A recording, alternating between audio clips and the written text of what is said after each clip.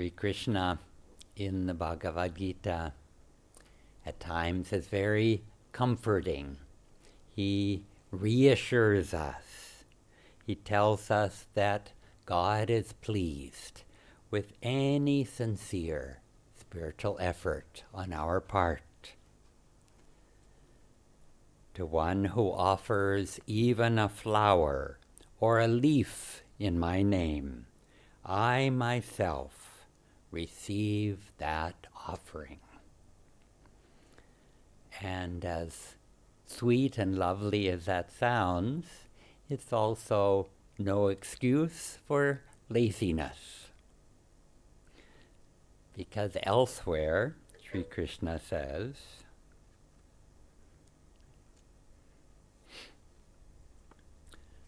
among thousands of men, scarcely one strives for spiritual perfection. And among those blessed ones who seek me, scarcely one perceives me as I am.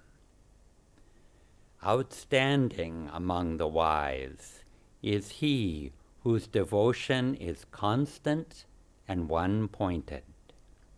I am above all things dear to that sage, and he of all beings is dearest to me.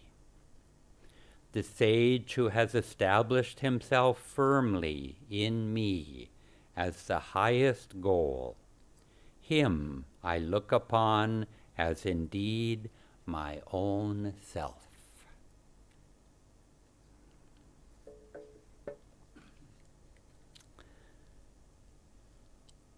Among those who seek me, scarcely one perceives me. Once Yoganandaji quoted this statement, and then he smiled and he said, our percentages are higher. Krishna doesn't say this to discourage us, but to call us to action.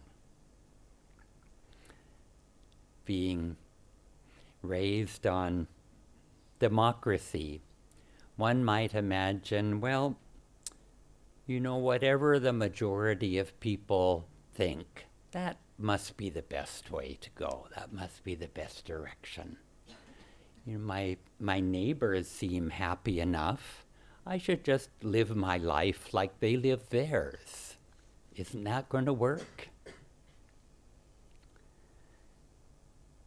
But Sri Krishna is telling us something different. He's saying to have the courage to follow your own inner guidance and not pay too much attention to what opinions are of the people around you. As Swami Kriyananda would say, most people in the world are wrong about most things anyways. Also, Jesus doesn't let us off easily. He says, be ye therefore perfect, even as your Father in heaven is perfect. Real taskmaster. If all we offer is one leaf, then it's going to take a lot of devotion to reach that level of perfection. And we need to increase what we have to offer. We need to aim high and to do our best.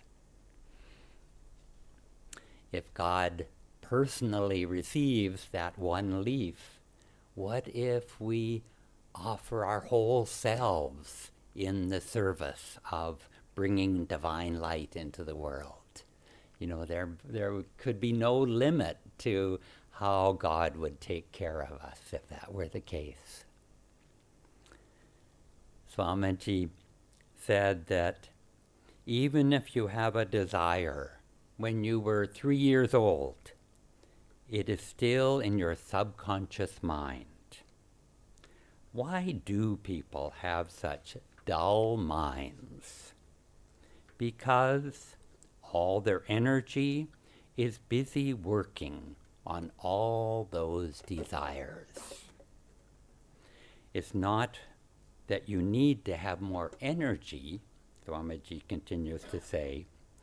All you need to do is release the energy that you already have. With Kriya Yoga, gradually you release all that energy. And as you do so, your own consciousness begins to shine, to be filled with light, to be filled with joy and awareness. Ultimately, this perfection that we seek doesn't come just from our own efforts. It comes from the grace of God. When we put our lives into His hands, holding nothing back, we see that our needs are taken care of, and life becomes very sweet. There is a story that I've forgotten. I forgot to tell you on this subject of how Swamiji said most people are wrong about most things anyway. It's about this sense of mass consciousness. And Yoganandaji once was driving in Los Angeles through a section where there were many small houses crowded all together. And he said, they look like chicken coops. And all the chickens are born in the chicken coops, and they eat, and they lay eggs, and they're killed, and then all those chickens, they become fried chicken. And he asked his audience, do you want to be like those chickens? No. It's such a cute story. Very, very graphic.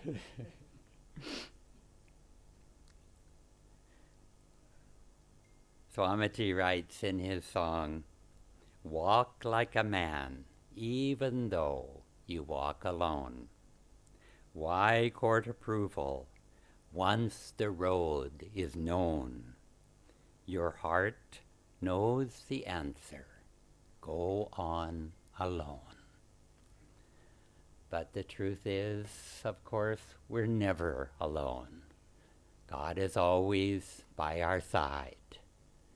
Sri Krishna is always our charioteer.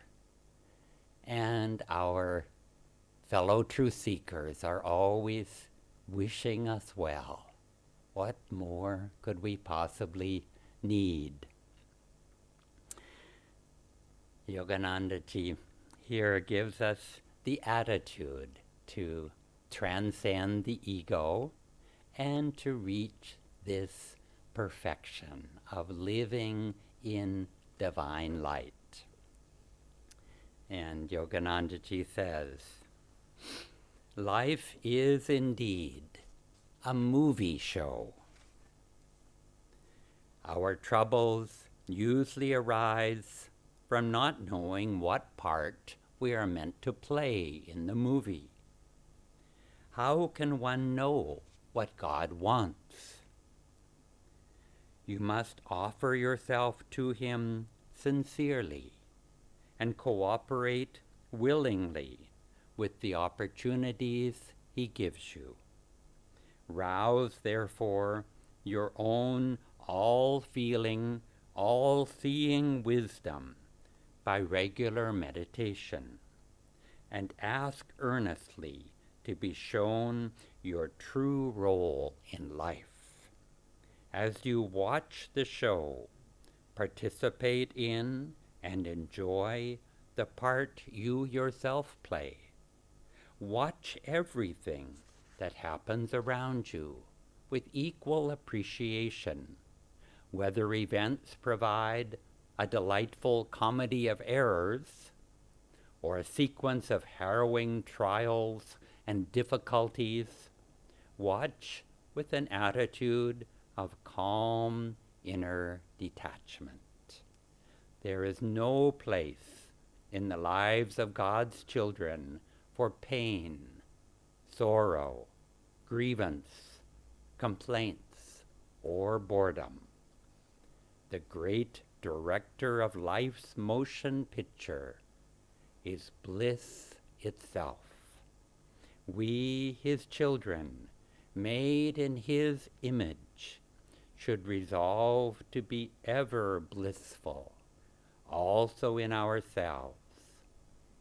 From joy we came, in joy we live, in sacred joy we melt.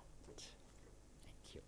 And when I first read Autobiography of a Yogi, and I was able to see, wow, it's possible that in India, that there are just saints walking around everywhere. I mean, everywhere Yogananda met was some saint, or he was giving him Kriya Yoga, or some miracle was happening. And I thought, geez, that sounds great.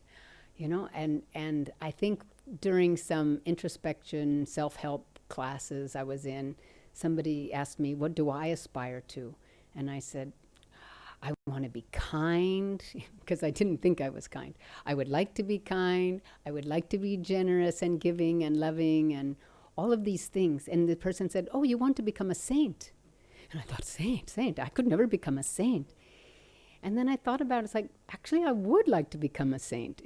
It sounded so far away from where I was, but still, as an aspiration to what I want to become, yes, I would like to become like Yogananda in reading that book.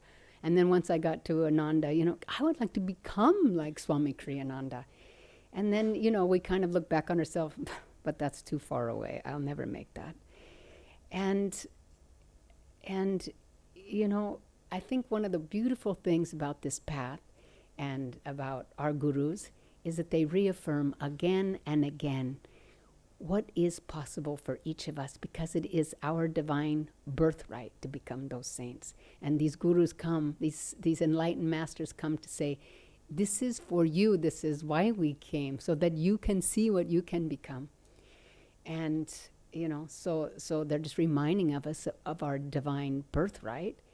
And they also tell us that only in this birth as humans do we have the refined nervous system to be able to expand beyond our mortal frame and merge into infinity. I mean, I don't think we have concepts like that in the West or in Christianity. I don't think, I mean, yes, merge with Jesus Christ or something, but to actually move beyond our mortal frame and so our consciousness can merge with infinity and eternity, I don't think we have that. So as Keshava was reading the quote from Krishna, 1 in 1,000 seeks him, and barely one of those thousands actually find him. It's a little discouraging. We think those odds aren't so great. And then Jesus says, he read part of it, but not all of it. Jesus said, you have heard that it said, you shall love your neighbor and hate your enemy. I say unto you, love your enemies, do good to those who hate you, bless those who curse you, and pray for those who mistreat you.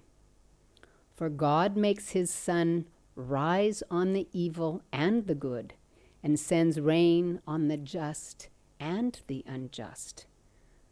For if you only love those who love you, what reward do you have?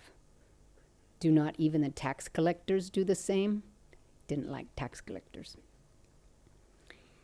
Therefore, you therefore must be perfect as your heavenly Father is perfect. And if he didn't think it was possible, why would he tell his disciples this? And so, yes, we know that our natural inclination, if somebody hates us, is to not like them back. And if somebody treats us badly, that we won't necessarily treat them particularly well. So that's our natural inclination. And I think that's how I was feeling at the beginning when people were talking about becoming saints. I thought, it's just not possible. But we can have these high aspirations that the gurus put in front of us. And we can aspire to that height. And even though we are perhaps in our consciousness not there yet, we can take step after step after step in that one direction. And that's what we do every day in our meditation. Every day when we sit down, we are trying to offer up some part of ourselves that we are ready to let go of. Some little blame on somebody, some anger, some judgment, some criticism that we have. We just try to offer that up in every Kriya breath. Burn my desires that are keeping my attention so far outside myself. How can I want God when I want everything else also? So we have to move beyond those self-limitations and also those self-identifications. I've always been like that, so that's who I am. Yes, maybe I used to act like that, but that was never who I was. Because meditation helps us feel again and again, every day, that memory that we are not these bodies. We have an expanded awareness. It increases our ability to perceive the divine. And when we can perceive the divine, we can perceive more and more, that's who I am. That's who these masters are. And I can attune myself to their consciousness, and they can lift me up to their level of consciousness if I am open to receive that. A very famous quote that we always quote, those who received him, to them gave he the power to become the sons of God. Meditation helps us open to receive. And when you think of the examples that we've had, for example, Swami Kriyananda, somebody said at the Expanding Light guest retreat in America at Ananda Village, it was their first time ever at Ananda, first time ever at Expanding Light, and this man had just spent the weekend there and was getting ready to go. And he came up to Swami and he said, I'm very troubled by something. This is my first time here, and I've just met you, I've just met these other people, and I feel more love from you than I do from my family that I've known my whole life. I'm troubled by this. How is it possible? And Swamiji said, I may not know your whole family history or your whole history like your family knows, but I recognize the God in you, and I already have a relationship with God, and I love God, and he loves me, and with that relationship is already intact. And when I meet you, I feel that you are just God in another form. So I already love you. And Swami just showed us again and again the enemies that persecuted him, those who tried to cast him down. He would just return negativity with positivity and love, and and never thought anything ever happened outside God's will.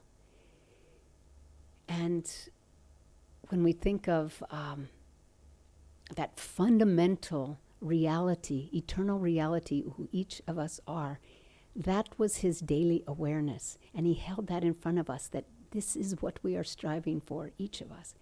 And it wasn't a discipline. For us right now, it's like, I have this aspiration, so I'm going to need to discipline my inclinations. I'm going to need to overcome some of my desires. I'm going to need to practice the yams and niyams. I'm going to need to affirm some positive things in the direction that I want to go in. But for Swami, it wasn't an affirmation. He wasn't trying to master his anger or his judgment. Because he was always in God's presence, it was a natural activity for him to love others. He could feel and experience his own divine reality, and therefore in others he could experience that own divine reality, because what is that reality? It is unity with all things. Yogananda said, divine consciousness is center everywhere, circumference nowhere. And so how could the circumference be around these other people? He experienced God also in those other people. So he didn't have to practice being forgiving. He didn't have anything to forgive. He just felt that they are God, and this is all within God's will. Nothing could happen outside God's will. Asha Nayaswami tells a story that when she was, a long time ago, I think she was in college, she and a friend were doing puppet marionettes for children. And she and her friend got dressed in black leotards. And then they had these puppet marionettes. And she thought, well, these kids are going to see right through this. We're just standing right here, so of course they'll see us. She's so surprised. She said the kids just focused on the puppets and just hardly paid any attention to these people that were standing there in black. She said once in a while they'd look up and sort of smile at them, but they were so absorbed in the story of the puppets that, you know, the story of, I think there was a battle, I think there was a relationship, and someone was betrayed and someone was hurt. And so this whole story was going on, and Asha and her friend were just manipulating the strings, and these puppets were going on. And she said it just reminded her of the jiva. You know, the jiva is there with us all the time, you know, moving the strings so that we can learn our lessons in life. You know, we have to come down. We have karma. We have to have some troubles in our life. Otherwise, why would we strive for lasting joy? But the jiva was unaffected. You know, the Asha and her friend were unaffected by the story that was going on below. So this is what it is. The soul is already perfect, and nothing that happens to us in this life can make us imperfect, can change that. And just like Yogananda always talks about the waves on the surface of the sea, the waves are crashing, the waves are clashing, the waves are perhaps angry, but what is underneath at the depth of the sea? It's unchanging stillness, peace, infinity, eternity. In fact, Yogananda just tells us, contemplate infinity as much as we can. You know, go into nature or look at a flower and go deep into that flower. Or, you know, just look up at the stars or look at even pictures of the stars and imagine how infinite that is and what is our place in that. We are a part of this infinite, eternal reality, and don't take ourselves so seriously. Because the saints just want us to become that 1 in 1,000. Christ is saying, be perfect. It's your birthright. This is who you are. So every time something troubling happens to us, or if somebody curses us, or somebody persecutes us, or criticizes us, or does anything to make us angry, you know, just instead of reacting to the situation or to that person, just like automatic habit of past tendencies to do that. That's our ego we're protecting. You know, let's just peel another layer off the onion. That's one self-definition I don't need to hold on to anymore. That I have to care about what this person thinks of me anymore. I know who I am. I am a divine being, unaffected, unchanged. So why not let another self-limitation layer come off? And that's why challenges come, that we can say, I am not this. I am not a reactive person. I am not an angry person. I am at peace in my center, in my soul, and I am unaffected. You know, becoming perfect, becoming 1 in 1,000, that goal is there for us. The masters hold up this mirror of our own perfection and hold it up to us and say, you are this. You are perfect, just as your Father in heaven is perfect. And so we just need to keep one foot in front of the other, striving, remembering every day in our meditation, surrendering more and more every day all that we are not. We are not this ego. We are not this body. We are not this personality. And as Yogananda said, you know, the spiritual path at the beginning, it seems painstakingly difficult. But as we keep walking the path, it becomes blissfully liberating. I think there's another word. Effortlessly liberating. It seems so difficult, but then it becomes effortlessly liberating. And that's us. And I think all of you know it. The path, the goal may seem so high. Moksha seems so high. Union with the divine seems so high. But as Swami used, you know, you have a nail, you have a hammer and you're taking the nail out of a piece of board. And you just keep pulling. You don't know how long the nail is. But if you just keep pulling, it's going to come out. So, as Lahiri said, Banat Banat Banjai. God bless you.